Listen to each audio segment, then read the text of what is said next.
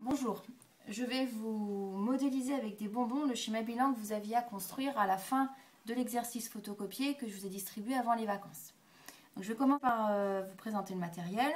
Donc, je vais travailler avec des crocodiles rouges pour modéliser l'ATP avec certains crocodiles dont la queue est coupée, ADP, PI.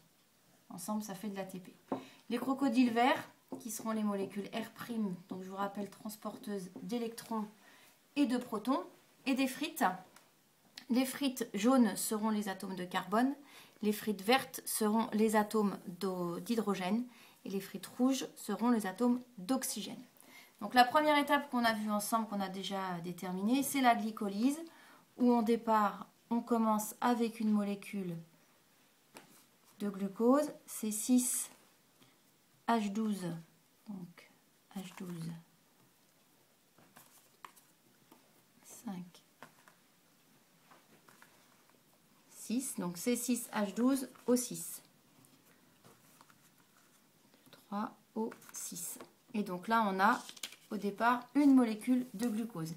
Cette molécule de glucose subit une glycolyse, et pour subir la glycolyse, on a vu qu'on faisait intervenir deux molécules R',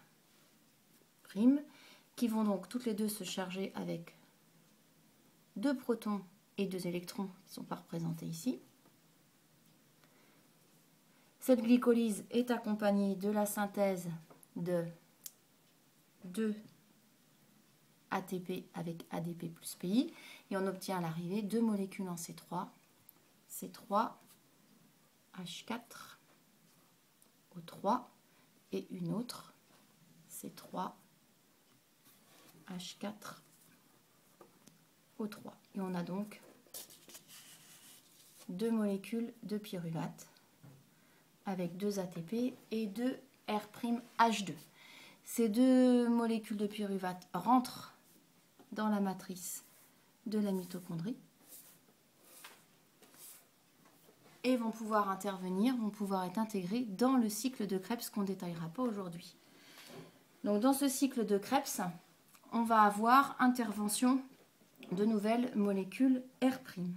10, 1, 2, 3, 4, 5, 6, 7, 8, 9, 10. Ces molécules R' prennent donc deux protons et deux électrons. Donc 1, 2, ici sur le premier, 1, 2 sur le deuxième, 1, 2 sur le troisième, 1, 2 sur le quatrième. Et on va avoir intégration dans le cycle de Krebs de molécules d'eau pour apporter le reste des H qui sont nécessaires. Donc là, j'ai ma molécule d'eau.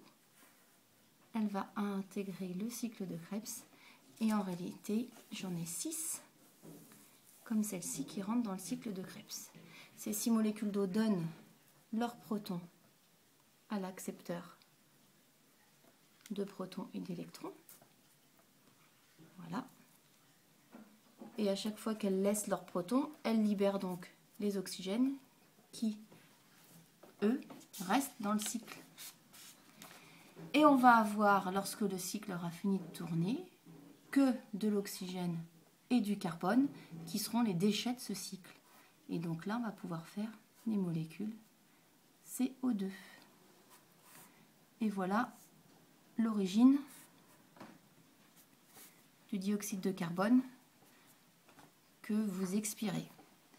Et donc ce CO2 va sortir par l'expiration.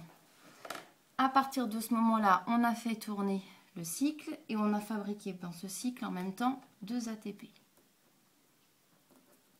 Vous savez qu'il faut faire revenir il faut repasser les molécules de RH2 en R. Donc tous les accepteurs d'électrons chargés en protons vont passer près d'une chaîne qu'on appelle la chaîne respiratoire et vont libérer tout leur H+ dans l'espace intermembranaire. Donc tous les H+ dans l'espace intermembranaire. Voilà ce que j'ai fait en violet sur le schéma. Les électrons, eux, restent dans la membrane interne et les H et les R sont redevenus, les RH2 sont redevenus R. Les H+ se déplacent et vont ressortir par l'ATP synthétase. Et donc, lorsqu'ils ressortent par l'ATP synthétase, ils fabriquent de l'ATP. Et on a «